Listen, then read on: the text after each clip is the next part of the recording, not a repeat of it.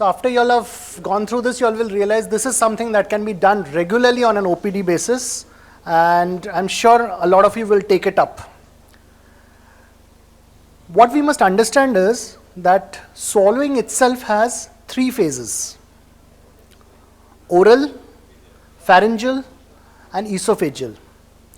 The oral phase again is divided into oral preparatory phase, wherein we prepare the bolus of food in the mouth, and the oral propulsive phase, where the food bolus is transferred to the oropharynx, which then sets off or triggers off the pharyngeal phase, which is movement of the food from the oropharynx into the esophagus, and a huge sequence of events occurring at the pharyngeal level. And then comes the esophageal stage. Now in 1997, based on 5-stage process of ingestion, Leopold classified dysphagia as preoral, preparatory, lingual, pharyngeal, and esophageal. What we are going to discuss right now is the pharyngeal phase of dysphagia.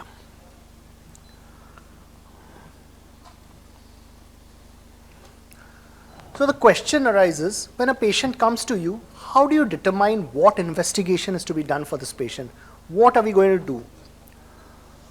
So for this, the patient's symptoms and localization of his symptoms are what has to be understood. Now, patient's localization of symptom effectively means where the patient is pointing to when he complains of dysphagia.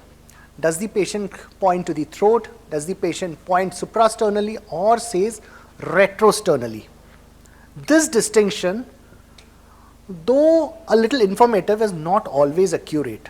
What has to be again understood is when patients point retrosternally or suprasternally, a lot of these dysphagia could be pharyngeal, a lot of it could be esophageal. So, when do we go ahead and do a fees examination? It is when patients complain of one of these symptoms. Patient feels that the food is stuck in his throat.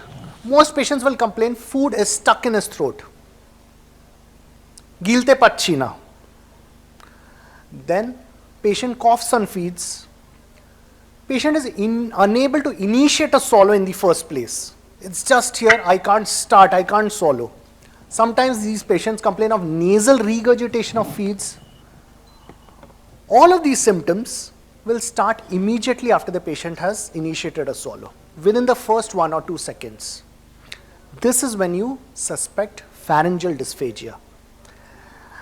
The investigation of choice for pharyngeal dysphagia is fees. So what is fees? Fees is the static and dynamic evaluation, both the anatomical structures as well as the physiological movements of all the structures involved in swallowing. Second, we do a sensory testing of the larynx to assess whether the sensitivity is good. And finally, if we want to do any therapy during the procedure itself, that also can be evaluated during the fees examination. A fees is a comprehension, or rather a complete assessment of all of these. Now this is what is important. This is the instrument used for a fees examination. This is your standard nasolaryngoscope, approximately 25 to 30 centimeters in length. What is advisable is that the tip needs to be not more than preferably around 4.1 millimeters. That's because you are going in without anesthesia. You have to negotiate through the nose. So tip preferably within 4.1 millimeters. Again, a chip on tip camera is probably a mandatory requirement. You use a head camera, you might not evaluate the swallowing very well. So a chip on tip camera, these 2 requirements with the endoscope. Now, prior to starting off the examination, it is essential that you take a good medical history to understand the sort of dysphagia that the patient is suffering from, what has happened to initiate this dysphagia.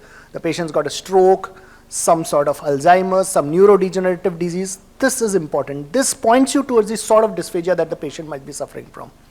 The patient's voice quality, whether it's a rough, breathy voice, whether it's a gurgly, wet voice. The patient's cough quality, whether he's unable to cough out strongly like or this. A physical examination of the oral cavity and oropharynx to see the tongue movements, palatal movements, uvula, And finally, whether the patient has got a Ryle's tube in situ or a tracheostomy in situ. Both of these are going to affect your swallowing grossly. This is the ideal position that we adopt during a fees examination. Not always possible. What happens is a lot of these patients will arrive to you on intensive care beds, because a lot of these patients are neurological in the first place. You may have to do it on the ICU bed itself in the semi-reclining position. Okay. Ensure that the patient is not completely supine, maybe around 45 to 50 degree reclining. Now, before you feed the patient anything, it's important that you assess a few things first. First of all, the velopharyngeal movement, which is at the nasopharynx. When you maintain the scope at the nasopharynx, you see whether the velopharynx is closing when the patient is repeatedly saying E, E, E, and the patient swallows. There has to be a complete closure. Then you move down into the oropharynx, see the larynx and the oropharynx and the hypopharynx at rest. You see the status of secretions, how much saliva, how much secretions are there in the pharynx. This is very important. I'm just going to come to that. Ask the patient to conduct a few dry swallows. Ask them to swallow. See whether he is able to clear the secretions.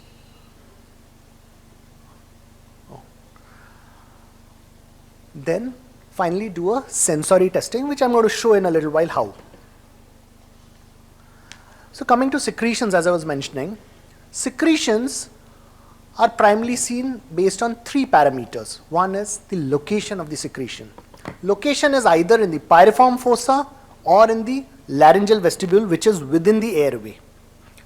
Secretions in the laryngeal vestibule obviously merit a higher rating. Again, the amount of secretions wherein if secretions from the pyriform fossa are coming into the vestibule, coming into the airway, and finally the patient's response to these secretions, whether the patient is coughing out these secretions, whether the patient has no response whatsoever to the secretions in the airway. All of these in combination, you give marks, and higher the score, worse is the secretion management for the patient. This will give you an idea. You see secretions in the pyriform fossa, you see secretions coming into the laryngeal vestibule, and the patient's response, almost none. This is what merits the highest score on a New Zealand secretion rating scale. In a patient like this, you would be very apprehensive about giving feeds. Now, there's a set of movements which occur during a pharyngeal swallow, all of which are very important to a swallow and all of which you should know are happening or not. The velopharyngeal closure, which we already talked about, base of tongue propulsion, pharyngeal squeeze, laryngeal elevation and epiglottic retroflexion, and laryngeal closure. I'll just play small videos of each of these movements for you all to understand what's going on.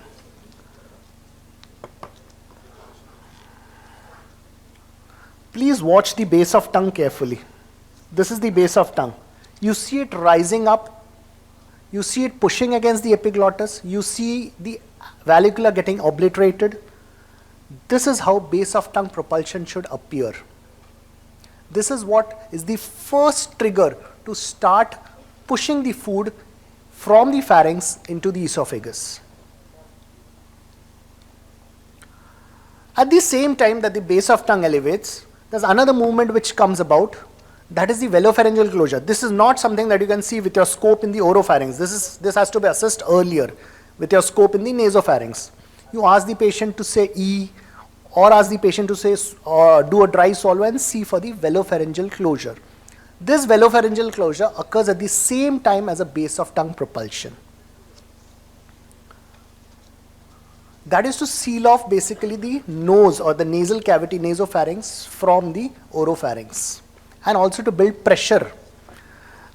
This is probably one of the most important movements that occur. Look closely at these posterior pillars, look closely at the pyriform fossa as I play this video.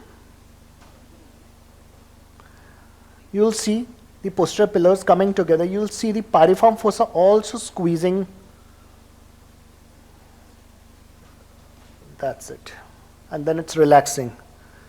This is the pharyngeal squeeze. The pharyngeal squeeze is the movement which pushes food from the oropharynx into the esophagus and away from your vision. This also contributes largely to something called a whiteout that occurs during a fees examination. A whiteout is when all the soft tissues collapse against your scope, sending the light back into your scope, and you don't see anything. So all your vision gets obliterated during that whiteout. It lasts for less than a second, but that's what whiteout is. It's part of a normal fees examination, a whiteout. Don't try looking for something, you won't in a normal endoscopy. If you don't see a whiteout, that's actually pathological. Now, epiglottis retroflexion, you might not always see the epiglottis retroflexing. What you might see is the epiglottis coming back from the retroflex position. I'll show you in a second. Yes, that's the epiglottis coming back from the retroflexed position. So that is what happens. That is what covers the laryngeal inlet too. At the same time, the larynx also elevates a bit so as to ensure opening up of the cricopharynx. A sensory testing is done even prior to giving feeds ideally.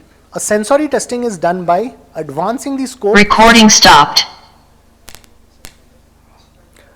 Advancing the scope into the laryngeal vestibule, lightly touching one of the aryepiglottic folds to elicit a response like this, wherein the entire larynx, the laryngeal adductor, wherein the entire larynx closes up.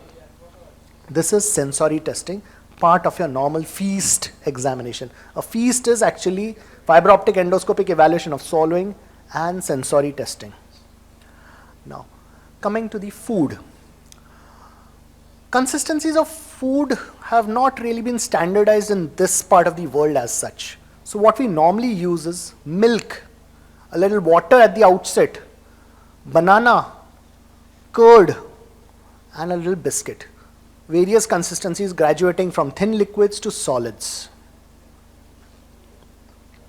So what does a normal swallow look like on an endoscopic examination or during a fees? Watch this closely. You will see the food bolus appearing here.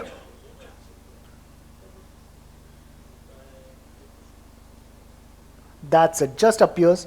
Then you get the whiteout and it disappears from your view. This is what a normal fees examination should look like. Sometimes if you're lucky, you get to see channeling of the food, both sides of the epiglottis, and then disappearing from your view. This is what a normal swallow would look like on an endoscope. So what are the abnormalities that you encounter in a swallow? 4 types. Impaired bolus clearance, which means the bolus does not clear even after the swallow. Misdirected bolus, which means that the bolus is not going in the direction that it should ideally. Poor oral containment, which means that the bolus is prematurely appearing in the pharynx. And finally, a mistiming of the swallow. So I'll tell you what spillage is. Spillage is premature movement of the food into the oropharynx even before the patient has initiated a swallow. So the food reaches the pharynx and yet the patient does not have the pharyngeal movements that should occur with the swallow. This is what spillage is. And this is what actually contributes largely to penetration and aspiration, which is coming subsequently. So why does spillage occur? Spillage occurs primarily because the oral cavity cannot contain the food. So poor oral containment. Either the base of tongue is not elevating well enough to seal off the oral cavity anteriorly, the palate is not moving well enough so as to seal off the oral cavity posteriorly. Then is weakness of the tongue. Tongue movements, weak tongue movements can also cause spillage. Residues is persistence of the food even after completion of a swallow. Residues can primarily occur at 2 locations. One is the vallicula, the other is the piriform fossa. Vallicular residues are usually associated with reduced tongue driving force, which means that the base of tongue elevation has been affected, and that is what usually causes vallicular residues. The food cannot be pushed back into the esophagus. Piriform fossa residues, on the other hand, are usually because of weak pharyngeal contraction. I showed you the pharyngeal squeeze, right? So it's because that pharyngeal squeeze is not effective enough. It does not squeeze food from the piriform fossa into the esophagus well enough, and that is what causes residues in the piriform fossa. Usually MNDs can cause vallicular residues, Parkinson's can cause vallicular residues. On the other hand, cricopharyngeal dysphagia, amyotrophic lateral sclerosis, these cause pyriform fossa residues. So moving on, how do you rate residues? Residues are rated on something called the Yale residue scale, which is rated from 1 to 5, whereas 1 is no residues, 5 being severe residues. In between trace, mild, moderate, I'll show you a video to actually get the idea. Watch the vallecula, please.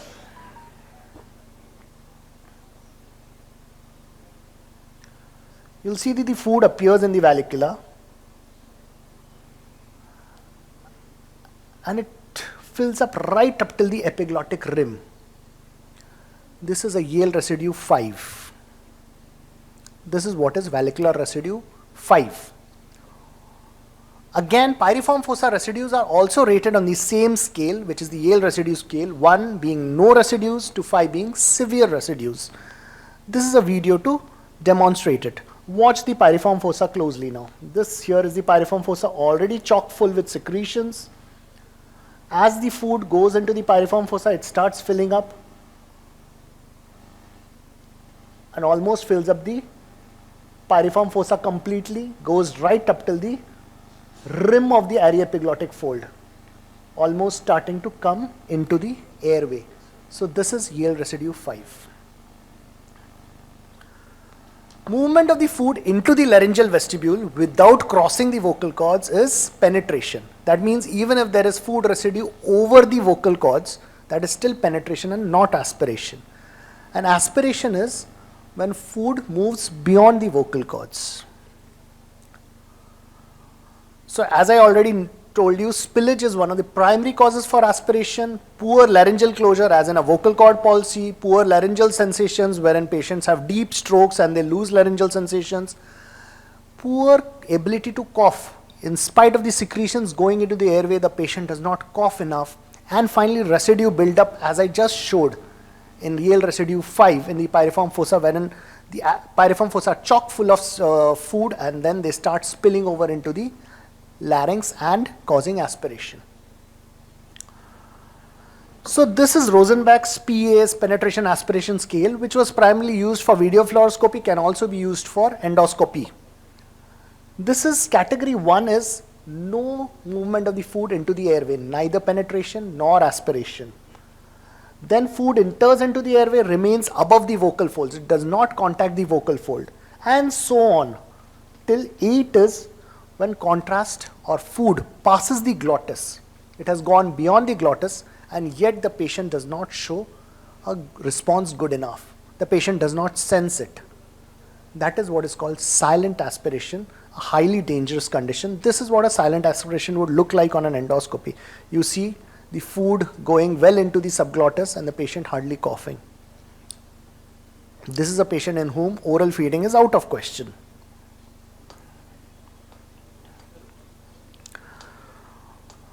A little about how therapy can be evaluated during the fees examination itself. Watch this. This is the same video that I played earlier for residues.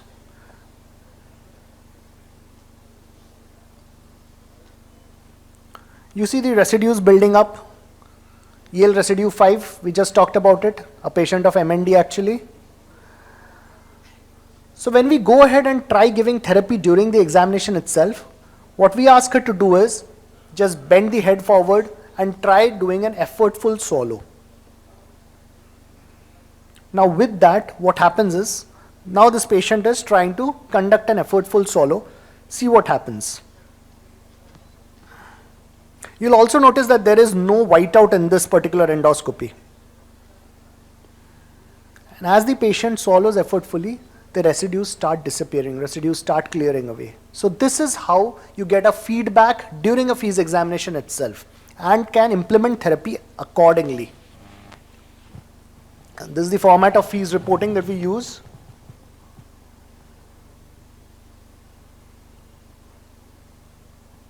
Okay, right. Yeah, so a word about ice chip protocol.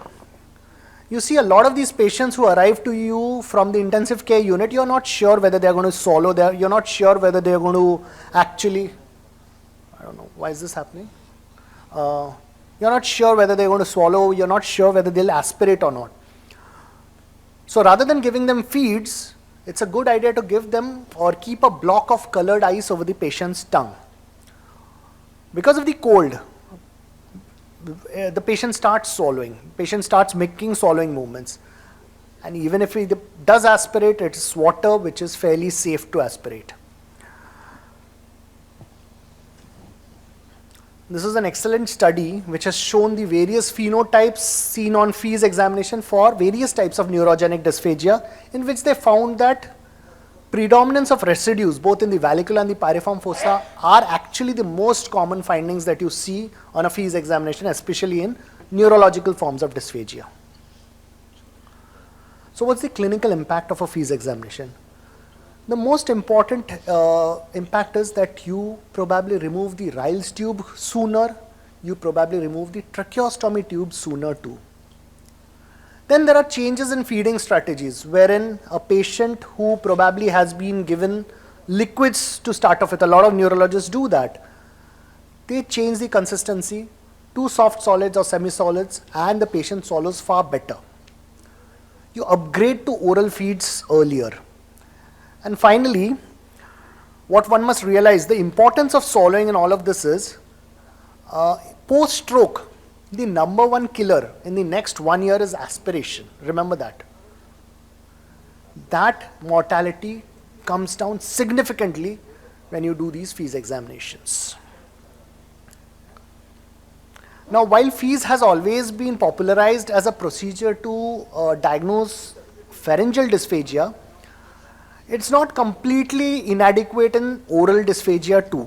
This is what is an O-fees or an oral fees examination, wherein what we do is we advance the endoscope through the nose into the nasopharynx, into the oropharynx. Once inside the oropharynx here, you invert the scope to get a retroverted view of the oral cavity. Once you do that, you are able to see the oral cavity from behind. You are able to assess the feeds given to the patient. You are able to assess the sort of movements that are going on in the oral cavity. You are also able to assess if there are, after the patient starts swallowing, there are feeds remaining in the oral cavity. So all of this information can be got from an O-fees examination. And what happens is you get to know residual food, you get to know whether there's a good glossopalatal contact, you get to know whether there is spillage, you get to know whether the tongue movements are inadequate. So all of these can be evaluated during a O-fees examination. Now, fees is a safe procedure. The most common complaint a patient will have is discomfort. Epistaxis, you hardly have any if you use a correct side scope. Laryngospasm, though feared complication, almost never occurs if you go stepwise. Ensure that you don't start giving him feeds. Ensure that the patient has the ability to swallow before giving him feeds. And syncopal episodes, again, very, very rare. Thank you very much. Are there questions?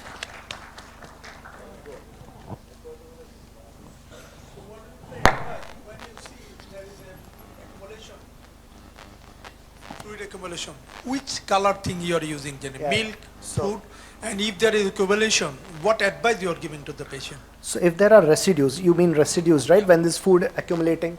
So first of all, that's exactly what I was showing.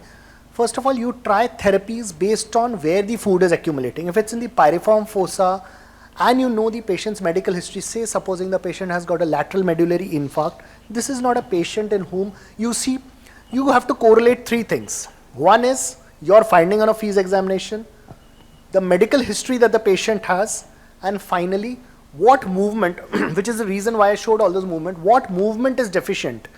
It's only when a movement is deficient that you get a particular finding. So supposing there are residues in the piriform fossa, it's either because there is poor pharyngeal squeeze or because there is poor laryngeal elevation or probably both. Or sometimes it's because there is poor relaxation of the upper esophageal sphincter. Your therapy has to be directed based on what you are finding. Poor laryngeal elevation, there are exercises, Shaki's maneuver. There's also something called WEMP, which is electrical stimulation of the muscles of the around the larynx, that is, the neck muscles, that over time gives faster recovery. If the patient has got poor upper esophageal sphincter relaxation, we may have to consider a myotomy, we may have to consider Botox injections. So it depends on what pathology is at play out there, we have to go ahead and do. One size cannot fit all. Just because you find residues, we cannot have one particular exercise. It has to be where and because of what? Because of what medical history the patient has and what group of muscle function is deficient. Following exercise mainly you are thinking? Therapy, exercises most commonly, yes, exercises, swallowing exercises definitely is the first line of treatment for swallowing disorder patients, unless until you see something which is obviously surgical. So for example, a bad cricopharyngeal spasm may not really respond very well to therapy. So that is a case wherein a myotomy or at least Botox injection is warranted. Thank you. Thank you very much, sir. Just for on behalf of everybody, I would like to summarize and ask Nilanjan whether whatever he has told has been covered or we have understood.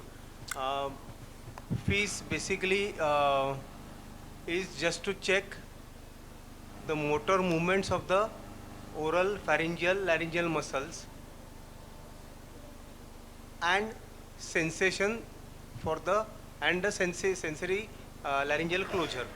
So sensory laryngeal closure and muscle movements to propel the food down from oropharynx to the esophagus. And within, I'm right, you said just say yes. Absolutely, so, because absolutely. this is the, actually whatever I have understood in his presentation. So sensations by touching the laryngoscope, Ariatiglotic folds. Yes, or the arytenoids, preferably the AE folds. And the motor movements right from velopharyngeal sphincter. Right from a dry swallow to the point that you give feeds. Dry swallow without feeds, and then to the point that you give feeds, we need to keep evaluating the motor function. Absolutely. Sometimes you may feel that you have an adequate motor function, but after the patient, as sir was asking, so after the patient has swallowed, you realize that the patient has started getting residues. So you then go back and start analyzing, is this movement deficient because of which the residues are there? So that also happens occasionally. So 5 motor movements you have to check that he has enumerated, right from velopharyngeal sphincter to tongue base to epiglottis and pharyngeal muscles or squeeze and elevation of the larynx. We could make this an interactive session. If anyone in the audience has any doubts, any Please, questions, any queries, please. I'm trying to make it interactive, yeah. Not too frequently. The indication has to be correct. But if you do find someone with a bad cricopharyngeal spasm, it is worthwhile trying. We try to do a myotomy actually, but it is worthwhile trying a Botox injection. I'm not sure. Dr. Lau probably has got some experience. Botox injections for cricopharyngeal spasms. Do you, or are you still a myotomy person? Probably.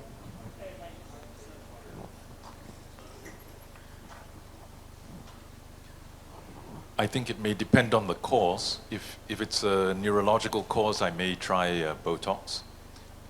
If it's a fibrotic cause, then definitely of course. myotomy. And plus neurological with possible improvement in the future, a Botox is definitely worth trying. Totally. And if it is fibrotic, then maybe myotomy plus balloon dilatation. Yes. Yeah, balloon dilatation. My question is, patients who are getting, laryngeal cancer patients who are getting radiotherapy, sometimes develop piriform post-stenosis. That means residue in the piriform fossa. True. How can you manage this patient?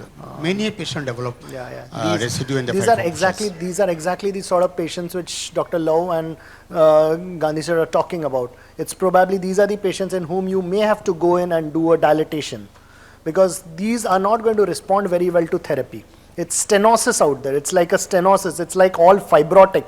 In fact, even dilatations for these patients may have to be repetitive. It's not a single dilatation occasionally, because it's like your tracheal stenosis, you may require repeat dilatations, it's like that. But dilatations probably, a single dilatation, steroid injections. Yeah, maybe following a laryngopharyngectomy or again radiation. Main chunk of patients is radiation. Radiation, that's exactly. Post-radiation fibrosis is what you're talking about, yeah. A very difficult set of patients to manage, mind you. Thank you very much, Dr. Bomik, for the presentation. I have a question. Aside from the motor function of the larynx on swallowing, how can you check the sensation of the larynx during doing the fees? How can you check the integrity of the sensation of the larynx during the fees? So that's what we touched one of the aryepiglottic folds. That's what you're saying, right? The sensory testing. You touch one of the aryepiglottic folds. Sometimes your laryngoscope is infused with an air pump, which you can just give an air gush to the aryepiglottic folds or even to the false chord, true chord region and see the response. I would not advise anyone to go ahead and touch the true chords for sure. You might induce a laryngospasm. So would the local anesthesia have an effect on the sensation? Absolutely, you don't use. That's something I don't know whether I might have failed to mention it. This fees examination is to be done without any anesthesia of any sort. No anesthesia. No anesthesia whatsoever.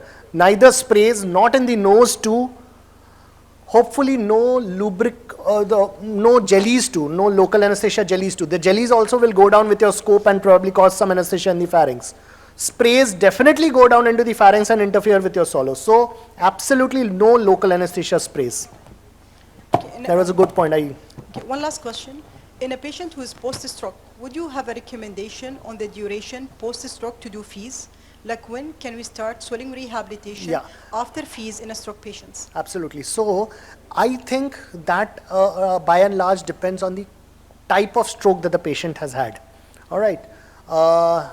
Patients of lateral medullary brainstem infarcts. Brainstem also primarily medulla has got the maximum number of swallowing centers. So a patient who's got a stroke in the brainstem region, medullary region, would require therapy. You can start it as soon as the patient is actually acceding to your therapy, ready to take therapy. For a patient who is recovering very fast, who's got a mild stroke, you might not even require therapy. The patient recovers all on his own. So it depends on where the stroke is, how bad the patient is, and what your clinical evaluation of swallowing tells you.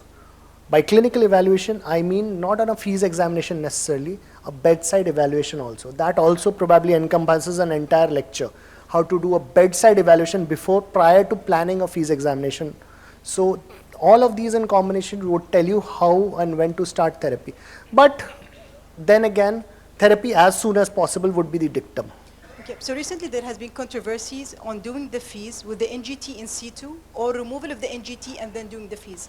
Do you have a comment on this? Yeah. So that is something which I get on every lecture. My question is, in spite of all precaution, you're going to evaluate for this phase, how often you feel the accidental aspiration in your chamber? And if it is, how you overcome?